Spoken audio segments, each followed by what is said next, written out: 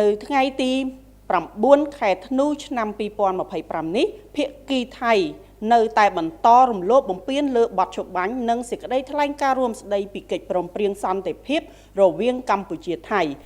ដោយសារសកម្មភាពដ៏កក្លឿនរបស់ភាគីថៃដែលបានបើកការបាញ់ប្រហារមុននឹងឈ្លានពាន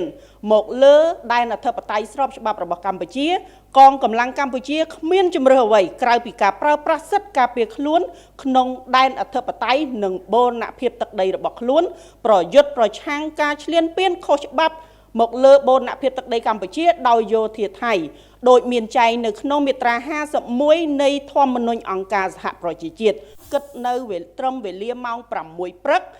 យើងឃើញថាមានផលប៉ះពាល់ទៅដល់ប្រជាពលរដ្ឋស៊ីវិលធ្វើឲ្យបាត់បង់